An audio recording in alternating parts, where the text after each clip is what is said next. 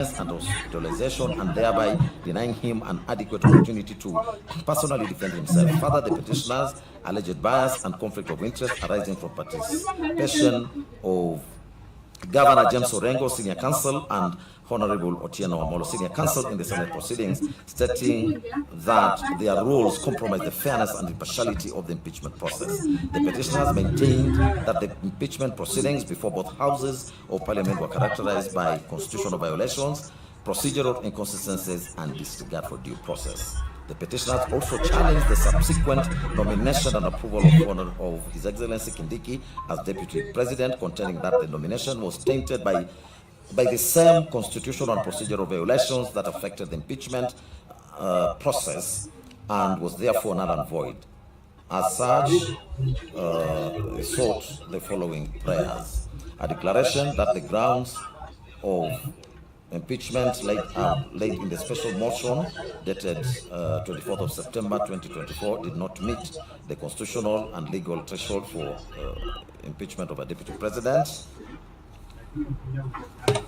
That a declaration do issue that public participation exercise conducted on the 4th and 5th of October was flawed and incapable of meeting the constitutional standards required for such processes, and the outcomes of this flawed participation do not reflect the will of the people and cannot be considered a legitimate basis for advancing the impeachment motion. See, a declaration that the impeachment... With Shopify, I could turn my passion for coffee into a business. And to be honest, when I first started Chamberlain Coffee, I had a lot of anxiety about not being a business. Against the deputy president initiated by the National Assembly and subsequently conducted by the Senate was tainted by substantive and procedural constitutional violations, rendering it unconstitutional, illegal, and void. D, an order nullifying the impeachment of the deputy president as the process was marred by procedural irregularities, bias, conflict of interest, and a violation of the right to a fair hearing as guaranteed under Article 50 of the Constitution. A, order directing the immediate reinstatement of the Deputy President to his duly elected office, having been unconditionally and constitutionally and unlawful removed through an impugned process. F, an injunction restraining the President, the National Assembly, and any other state organs from proceeding with or effecting the appointment of any other person to the office of the Deputy President pending the hearing and determination of this petition. G, an order revoking the nomination and subsequent approval of Professor Kithure Kindiki as Deputy President by the National Assembly, as it stems from an unconstitutional process and is procedurally flawed and in violation of the Constitution. H, a mandatory injunction directing the National Assembly and the Senate to comply with the Articles 10 and 118 of the Constitution by ensuring meaningful and effective public participation in any future impeachment processes or similar proceedings of national importance. I, declaration that the participation of Governor James Orengo, Senior Counsel, and Honorable Otieno Amolo, Senior Counsel, in the impeachment proceedings violated the principles of impartiality and fair hearing and constituted a conflict of interest that compromised the integrity of the impeachment proceedings. J, an order awarding the petitioner the cost of this petition, and K, any other orders or reliefs. The 55th and 56th petitioners did not file any written submissions, and they also did not turn up at the hearing. The 57th petitioner was Edwin Gekonge, and he filed the amended petition dated 23rd of October 2024 before the High Court of Kenya at Mombasa, together with their supporting affidavit of the same date. He stated that he is a law-abiding citizen, human rights defender, and a public-spirited litigant acting in his own interest and in the interest of citizens of the Republic of Kenya. The petition challenged the constitutionality of the impeachment proceedings undertaken against His Excellency Gachagua as Deputy President, as well as the subsequent nomination and approval of His Excellency Kindiki as the Deputy President. He stated that the impeachment proceedings before the National Assembly and Senate violated Articles 10 32, 47, 48, 50, 145, and 150 of the Constitution. He stated that the public participation process conducted on the 4th and 5th of October 2024 fell below the constitutional threshold of effective, meaningful, and inclusive public participation.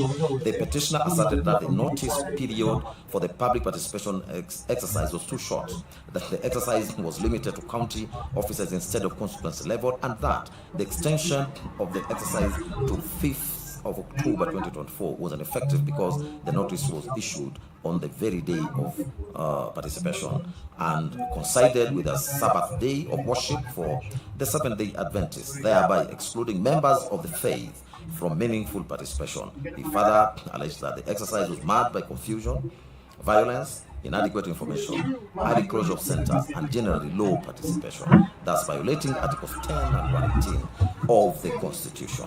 He also challenged the legality of the Senate proceedings on the ground that His Excellency Gachagua was denied a fair hearing contrary to Article 50 of the Constitution. He contended that although the first petitioner had fallen ill and was unable to continue participating in the proceedings, the Senate declined to adjourn the hearing and proceeded to vote on the impeachment charges in his absence. Mr. Gachagua stated that Article 145 of the Constitution did not prescribe rigid timelines that could override the constitutional right to a fair hearing, and that the Senate failed to apply the necessary constitutional modifications contemplated under Article 150 in impeachment proceedings relating to a deputy president.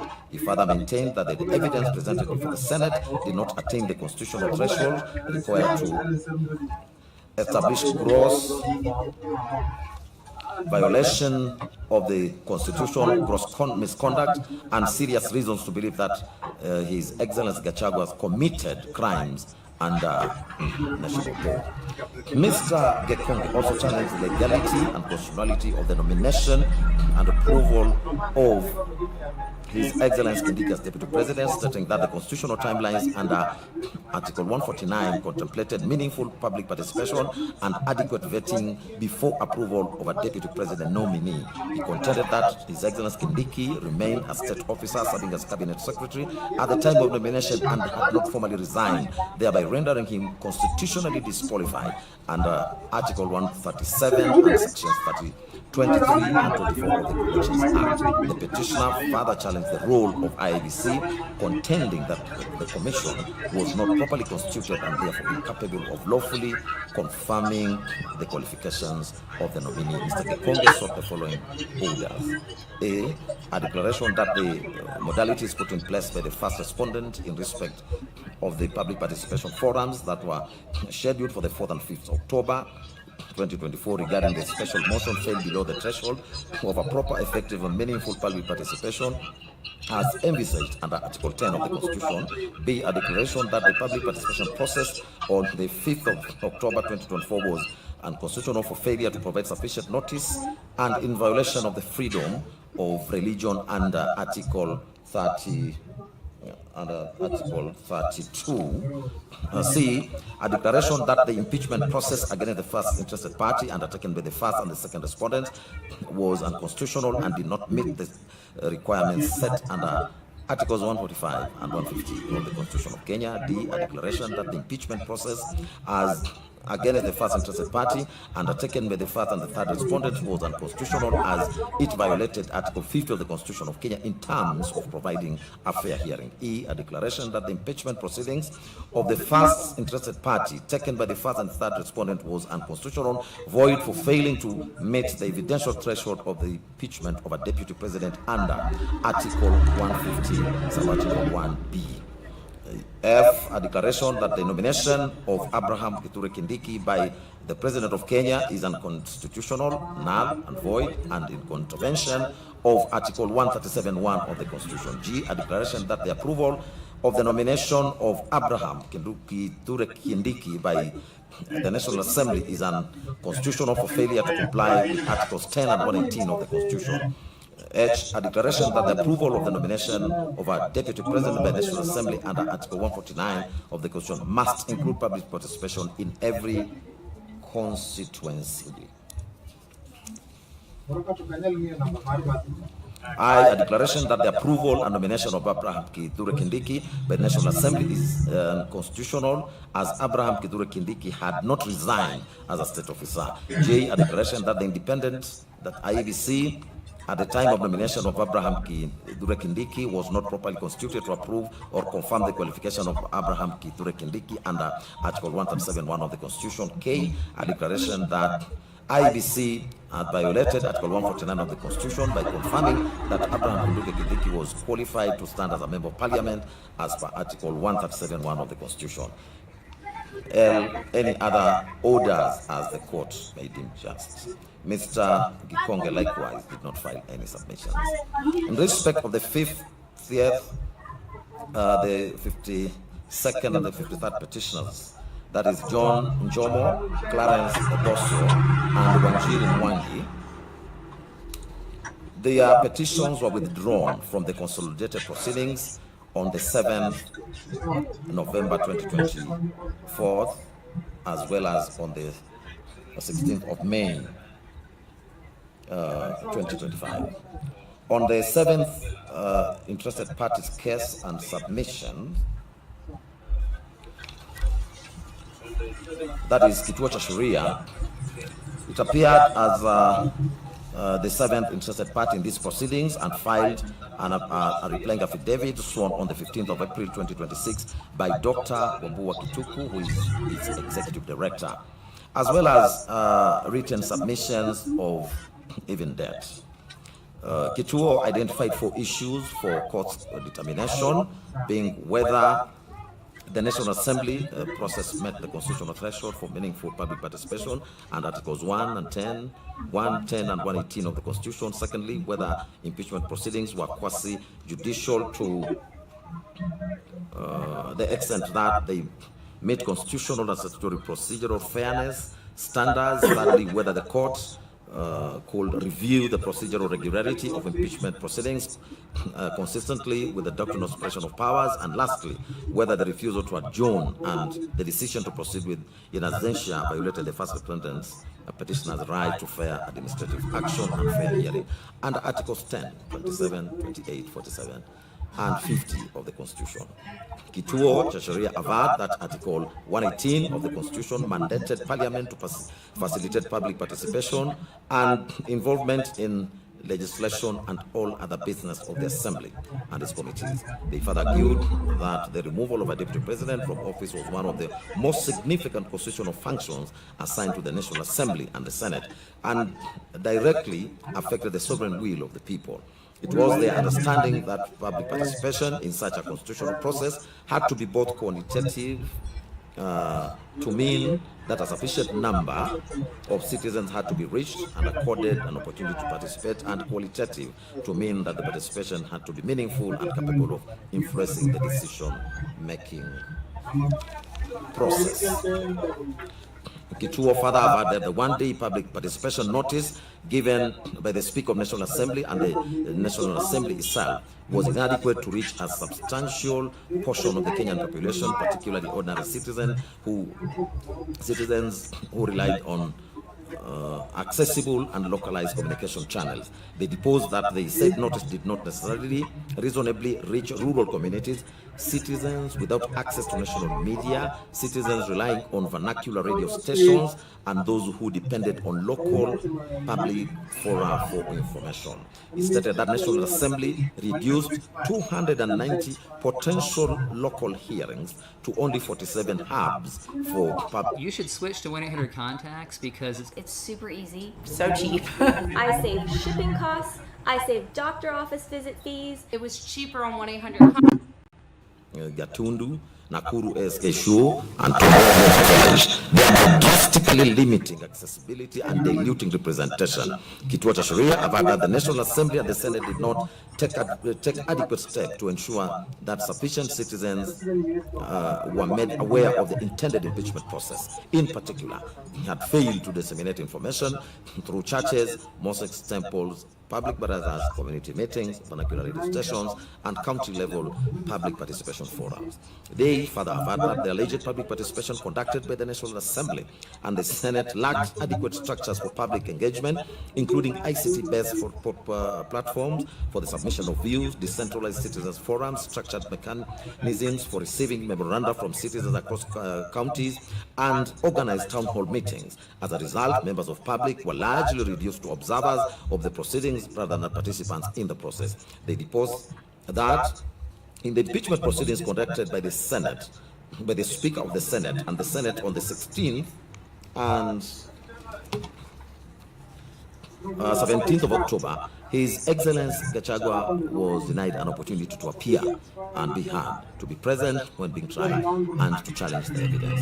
That during the proceedings on the material day, it was communicated to the Speaker of the Senate, and the Senate, that is Excellency Gachagua, was present but subsequently fell ill. He was then rushed to hospital for urgent medical attention, and his legal counsel duly communicated his admission to hospital to the Speaker. Notwithstanding the request for adjournment on this ground, the Senate declined the request and proceeded to hear the case in the absence of His Excellency Gachagua and his counsel. The Senate subsequently decided to remove His Excellency Gachagua from office by impeachment for gross misconduct and on grounds of violation of the Constitution. Kituo stated in the proceedings of that the proceedings of the removal from office of the deputy president before the Senate involved the reception of evidence, evaluation of contested facts, and the making of determinations that directly affected the fundamental rights of His Excellency.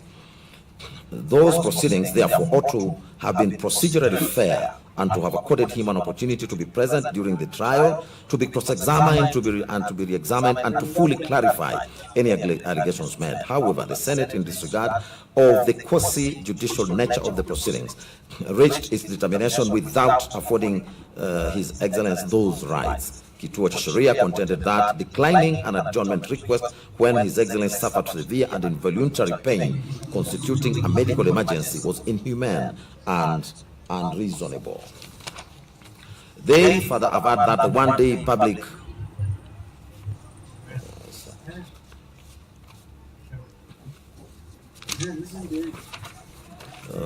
it was further averred that the Senate, as a state organ, was bound to follow the Constitution and to observe, respect, protect, promote, and fulfill His Excellency Gachagua's rights. That upholding the impeachment as conducted set a dangerous precedent by normalizing procedural shortcuts in constitutional processes and weakened safeguards meant to protect constitutionalism and the respect for the rule of law. The absence of cross-examination in the present case was, in his view, a novel and serious procedural omission that contravened national values and principles of governance, including good governance, integrity, transparency, accountability, fairness, human dignity, equality, social justice, inclusiveness, equality, human rights, non-discrimination, and protection. They expressed their belief that the court had a solemn duty in interpreting the Constitution to adopt a purposive and progressive approach that advanced good governance, constitutionalism, accountability, and the public interest. They further averred that the determination of the petition would provide critical guidance on the constitutional standards applicable to future impeachments of holders of the offices of the Deputy President and the President, and that it must therefore reinforce rather than dilute the public participation threshold and fair hearing protections. Kituo submitted that the standard for public participation envisaged under Article 118 was meaningful participation and not tokenism, and that it had to be assessed on reasonableness and meaningfulness and meaningful opportunity, considering the nature and the impact of the decision. It was submitted that the removal of a deputy president from office was not an ordinary procedural matter, but constitutional event with profound democratic implications. That Article 118 had to be read together with Articles 1 and 10 of the Constitution, and that sovereign power belonged to the people, and Parliament merely exercised that power in a delegated capacity when Parliament embarked on a process that might remove from office a deputy president who was directly elected by the people, it was obliged to ensure that the people themselves were accorded a meaningful opportunity to be heard. It was further submitted that in such a context, public participation became a constitutional condition precedent to valid impeachment processes. The organization submitted that public participation in a constitutional democracy had to satisfy both quantitative and qualitative standards, and that this dual requirement was particularly important where the process concerned the removal of a national elected office holder. In support, they relied on the Mwangaza versus Speaker of National Assembly case, in which the court stated that public participation was a constitutional requirement, and Articles 10(2)(a) and 190 Article 1(b) of the Constitution mandating inclusive and meaningful citizen engagement in government decision making, including legislative processes such as impeachment. It was further submitted, relying on the case of Wambora, that the Constitution did not intend a scenario where an otherwise popular deputy president could be removed due to political rivalry, malice, vendetta, institutional tough wars, and partisan hostility within government, and that public participation acted as a constitutional safeguard against the abuse of impeachment powers. On the inadequacy of the notice period, the interested party submitted that the one-day Gazette notice and a national radio announcement coupled with two-day public engagement period was grossly inadequate to facilitate meaningful public participation, as such short time could not reasonably reach most Kenyans, particularly ordinary citizens who relied on accessible and localized information channels. On the over-centralization of venues, they submitted that the Speaker of the National Assembly and the National Assembly failed to utilize several well-established participatory mechanisms ordinarily available to them, including ICT platforms for structured public input, county-based citizen engagement forums, public notice boards, and accessible announcements, town hall meetings, engagement through representation of the people, and decentralized partisan platforms across counties. Instead, the National Assembly adopted a centralized and restrictive mode whereby all 290 constituencies were grouped into only 47 participation centers, one per county. This arrangement overloaded single venues, diluted constitutional high-level presentation, and transformed public hearings into mass gatherings where individualized contributions were particularly impossible. The structural barriers disproportionately undermined meaningful engagement, especially for marginalized communities, people with disabilities, workers unable to leave employment on short notice, those without transportation, and citizens living far from county headquarters. It was submitted that a process of this gravity required decentralized, not consolidation of engagement forums. On the rigid and non-deliberative format of engagement, they submitted that the National Assembly employed a highly structured and restrictive model of engagement in which parliamentary clerks read out the charges, provided a general explanation of the processes, attendees were given limited time to offer their views, and those views were recorded in a pre-designed format for compilation. That format did not allow robust deliberation, did not permit cross-examination of claims, and did not facilitate informed submissions on the constitutionality or factual basis of the impeachment. It was submitted that public participation had to be interactive and not merely a formalistic exercise. On the inadequacy of the online submission mechanism, they submitted that the National Assembly's website provided template forms where citizens could tick boxes indicating support or opposition to the impeachment, but those forms offered only binary choices, allowed no uploading or supporting documentation, and permitted no opportunity for dialogue or nuanced analysis. This reduced public participation to checkbox voting, rather than substantive constitutional engagement.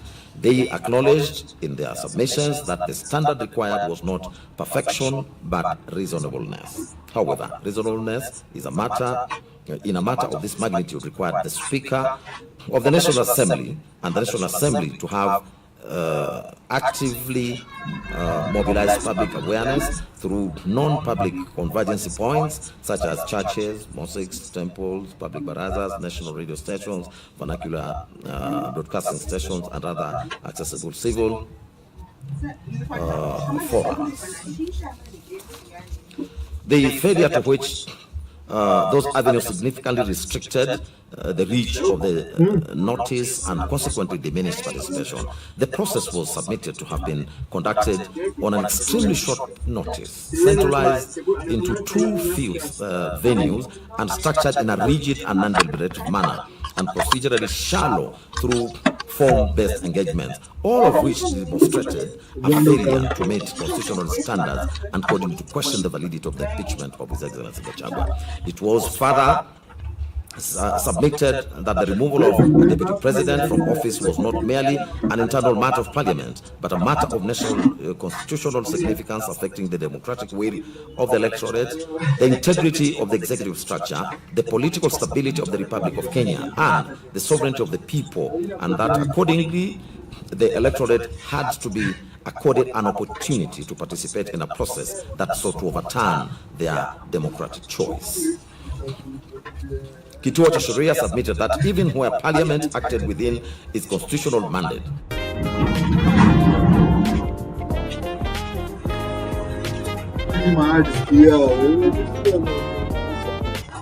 evaluated evidence and reached determinations adverse to rights, reputations, and the tenure of office, it was obliged to meet minimum content on procedural fairness. It was submitted that the Senate proceedings bore all the hallmarks of a quasi-judicial trial, from pleadings, evidence, contested facts, adverse finding to a grave sanction in the form of removal from office, and that Articles 47 and 50 of the Constitution and the Fair Administrative Actions Act 2015 therefore applied with full force. Impeachment of a national executive was not a mere political debate, but a structured constitutional trial with legal standards burdened with reputational, civil, and democratic consequences, which made the rights to be present, to cross-examine, and to be re-examined all the more imperative.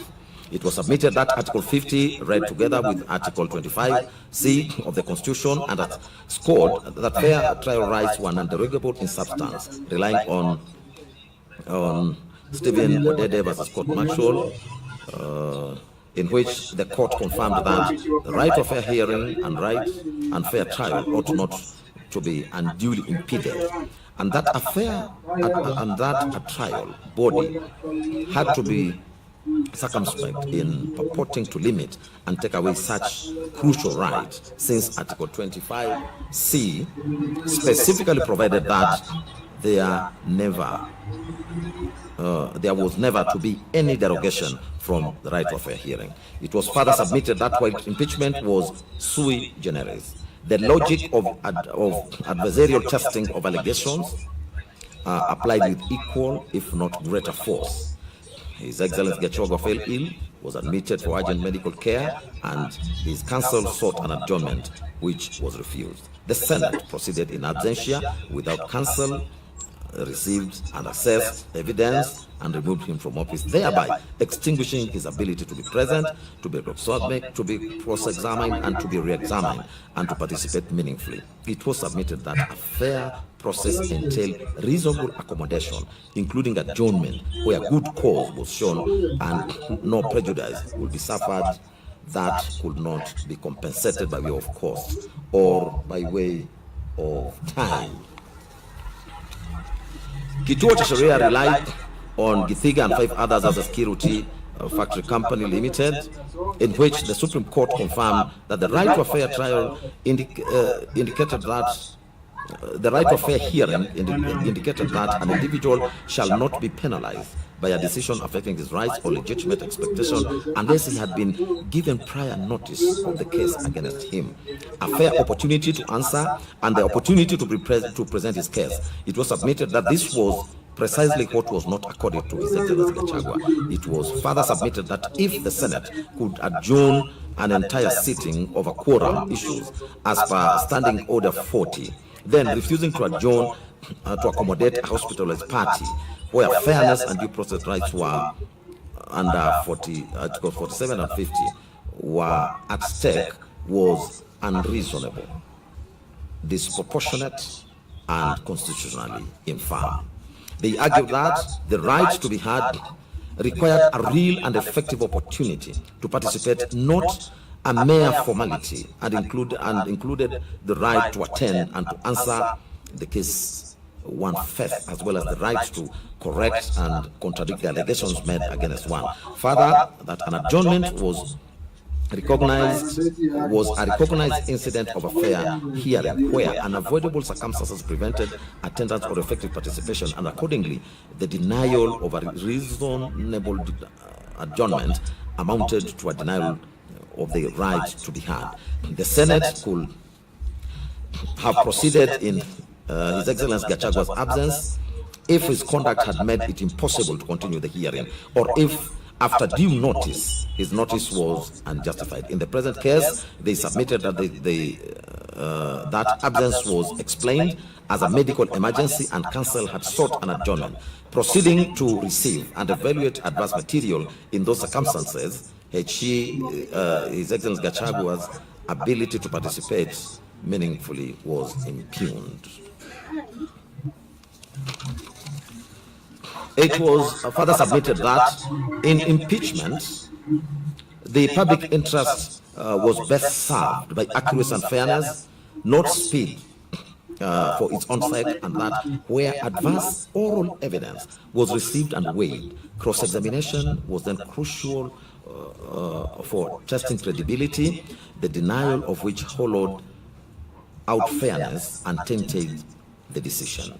It was submitted that expedition could not cannibalize fairness, and that Articles 10, 47, and 50 demanded reasonable accommodation, especially where a short adjournment would have cured the prejudice occasioned by a medical emergency. Kituo cha Sheria submitted that courts had emphasized committee and institutional respect, and that impeachment was principally a political and constitutional accountability process, but that Parliament had not been insulated from judicial scrutiny where constitutional requirements were breached. Relying on the Mwangaza case, Kituo cha Sheria recalled the court's pronouncement that impeachment was an invaluable safeguard against impunity and an abuse of office that had to be jealously protected and must not be allowed to become an avenue for fighting political proxy wars or resurrecting ballot box contestations.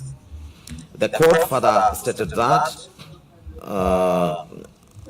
the court further stated therein that watering down impeachment, lowering its bar too low, or allowing it to become a facade, masking hidden political interests, ran the risk of Kenyans losing confidence in the process, and that the intervention of courts came far down the impeachment path, making it the duty of the primary duty bearers to ensure that impeachment remained a constitutionally envisaged. Kituo cha Sheria submitted that constitutional review was therefore available to term procedural impropriety in the exercise of public power, even in political charged arenas. Further reliance on the Wambora case, Kituo cha Sheria recalled the Court of Appeals statement that the process of removal lay entirely in the County Assembly, wherein it was initiated, and the Senate, wherein it was concluded, but that the court might only come in when necessary to confirm that the process had been properly followed as laid down in the Constitution and the statute.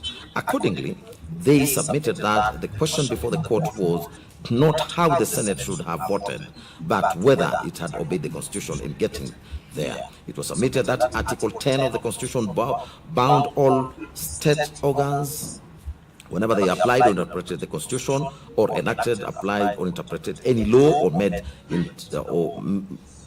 or implemented policy, public policy decisions and required good governance, integrity, transparency, accountability, human dignity, equality, social justice, inclusiveness, equality, human rights, and non-discrimination. An impeachment that shut out the subject's presence, cross-examination and re-examination, especially in a medical emergency, subverted human dignity, equality of arms, and accountability, and was thus unconstitutionally infirm. Kituo cha Sheria was not asking the court to supervise the National Assembly and the Senate debate or to substitute their judgment, but only to ensure that in reaching their determination, the constitutional procedures were observed. They sought a declaration that the impeachment proceedings conducted on the 16th October 2024 by the Senate were procedurally unfair, unconstitutional, and ultra-vires. A declaration that the Senate, acting as a quasi-judicial body, violated Articles 47 and 50 of the Constitution by denying cross-examination, re-examination, and a reasonable adjournment in the alternative. A reasonable adjournment. In the alternative, if the court was minded to preserve the proceedings, an order of remit directing the de novo hearing before the Senate in strict conformity with constitutional and statutory fair hearing requirements, including presence, representation, examination, disclosure, and reasonable determination, and such other orders as the court may deem fit to vindicate the Constitution and the public interest in a lawful, rational, and fair impeachment process.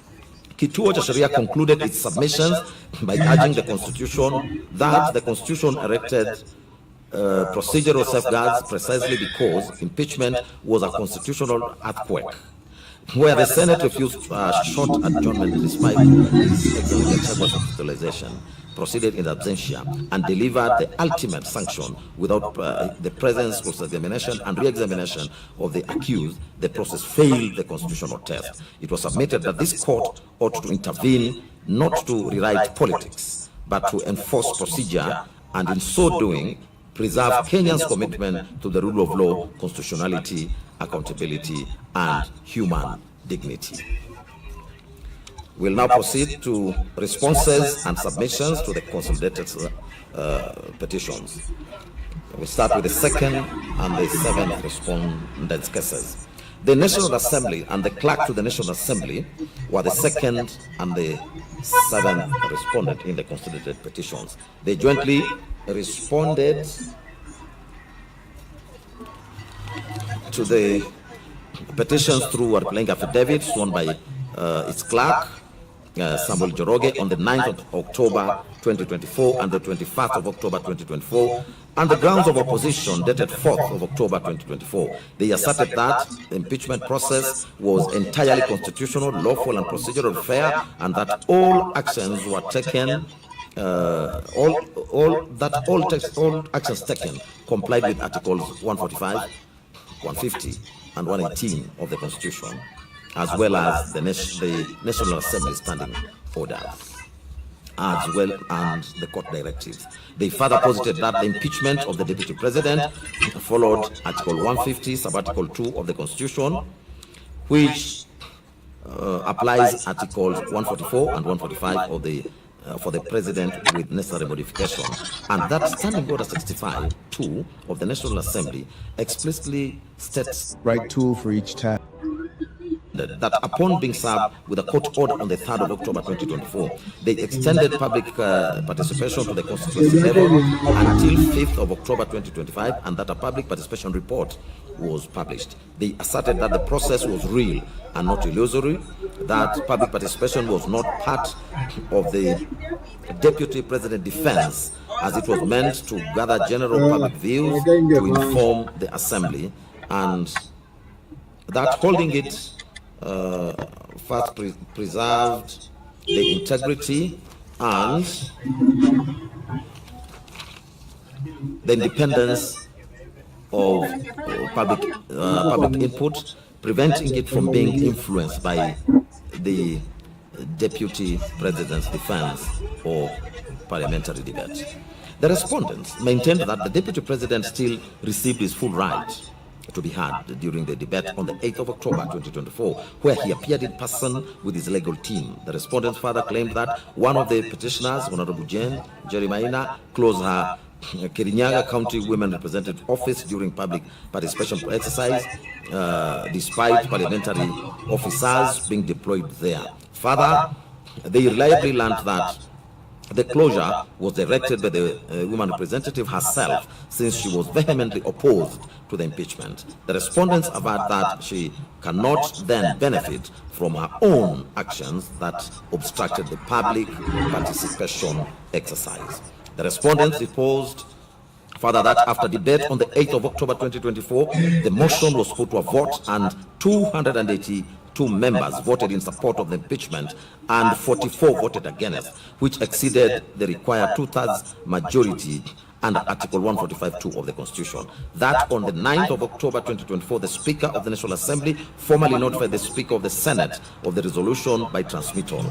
The respondents denied any constitutional or otherwise wrongdoing and prayed that the constituted petitions against the National Assembly and the clerk be dismissed with course. In respect to their submissions, the National Assembly and its clerk's onslaught on the constitutional petitions was led by Learned Counsel Mr. Eric Gumbo, Mr. Paul Nyamodi, and Honorable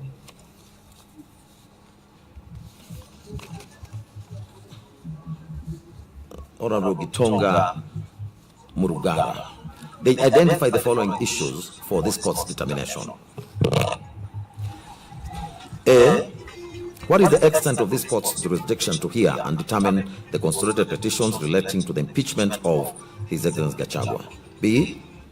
Whether the sub judice rule under Standing Orders 89 and 103 of the National Assembly and the Senate Standing Orders bars parliamentary proceedings on impeachment where judicial proceedings are pending. C. Whether the impeachment proceedings before the National Assembly were valid. D. Whether the petitioners have demonstrated any valid grounds for challenging the impeachment proceedings conducted before the Senate. E. Whether the impeachment unconstitutionally subverted the sovereign will of the electorate expressed in the 2022 general elections contrary to Articles 1, 2, and 38 of the Constitution. F. Whether the nomination, approval, and appointment of Honorable Kindiki as the Deputy President was invalid, and whether the petitioners are entitled to any of the reliefs sought. The National Assembly and clerk submitted that the impeachment of His Excellency Gachagua as Deputy President was constitutionally valid, procedurally proper, and politically necessary to uphold accountability and the rule of law. They also defended the subsequent nomination, approval, and appointment of Honorable Kindiki as Deputy President as fully compliant with the Constitution. Their positions remain that an impeachment is a political process, not a judicial one, and that the Constitution vests sovereign power in the people exercised through their elected members under Article 1. That the Constitution mandates public participation, strict timelines, and bicameral supermajority representation requirements of the two-thirds in both houses, making the impeachment framework rigorous and transparent. They submitted that the comparative analysis with the United States, Philippines, Brazil, South Korea, and Nigeria shows that Kenya's process aligns with global presidential systems where impeachment is a constitutional safeguard against abuse of office. On the High Court jurisdiction under Article 165 of impeachment proceedings, they submitted that such power is only residual and supervisory, not appellate. That impeachment is a political process entrusted to Parliament, and courts should not interrogate the substantive merits of impeachment charges. They added that the court's role is limited to ensuring procedural compliance and protection of individual constitutional rights, and citing the cases in Wambora and Sonko. They asserted that the court must show deference to Parliament in matters where the Constitution grants Parliament discretion. Learned Counsel also cited the decision in Supreme Court of Philippines in Re Sara Duterte, which similarly held that courts will not encroach on co-equal branches on political questions. It was their further submission that Standing Order 89 of the National Assembly and 103 of the Senate do not absolutely bar discussion on matters pending in court, and a matter is sub judice only if discussion is likely to prejudice fair determination of active proceedings. They stated that the petitioners did not raise any sub judice objection during the parliamentary proceedings, and they cannot raise it now. The National Assembly and clerk submitted that the Constitution itself imposes tight timelines under Article 145, that is 2 days to notify Senate, 7 days to convene Senate, and 10 days for the committee investigation. They contended that impeachment is urgent as prolonged proceedings will cause political uncertainty and undermine governance. The standing order were a legitimate excess of parliamentaries' power under Article 124 to regulate its internal affairs, and that timelines are constitutionally anchored and not subject to judicial invalidation, as was held in Mbarak Issa Kombo's case. It was their further submission that public participation was adequate as the National Assembly issued notices in the Kenya Gazette, national newspapers, news website, and social media on the 2nd, 3rd, and 4th of October 2024. Public hearings were held at county and constituency levels, including compliance with Justice Mwongo's order on constituency level participation, and 223,083 citizens submitted views, which they stated was an unprecedented level of civic engagement. Further, that the public views the public views template was provided in English and Kiswahili. Submissions were received orally, in writing, and electronically. They also submitted that the constitutional standard is reasonableness, not perfection, and that the Supreme Court and Cabinet Secretary for National Treasury and Planning and 4 others, that's Okoita and 52 others, held that timelines must be considered when assessing public participation adequacy. They submitted that His Excellency Gachagua's response was not required to be circulated, was not required to be circulated simultaneously, as the public role is to express views, not adjudicate, and that allegations of violence, intimidation, and poor organization were unsubstantiated, and that isolated incidents do not vitiate an entire process. They also submitted that public participation report was submitted in Parliament and recorded in the Hansard, which is a valid parliamentary record. They stated that the impeachment motion was properly particularized and set out 11 detailed grounds with specific particulars, and that these grounds met the threshold set in the Wambora's case of being serious, substantial, weighty, with clear nexus and precise constitutional provisions. That the motion was supported by 282 MPs, which was well above the two-thirds requirement of 233 MPs, and that the Deputy President was accorded a fair hearing as he received prior notice of the charges. He filed his written response and appeared in person with counsel, and he was given 2 hours to address the National Assembly. The National Assembly and the clerk also submitted that His Excellency Gachagua's defense was considered and debated before the vote, and that the two-thirds gender principle does not invalidate Parliament, as Articles 97 and 98 on the composition of Parliament have been fully complied with. On the two-thirds gender principle under Article 81B, it was submitted that this was an aspirational provision to be achieved progressively, not a condition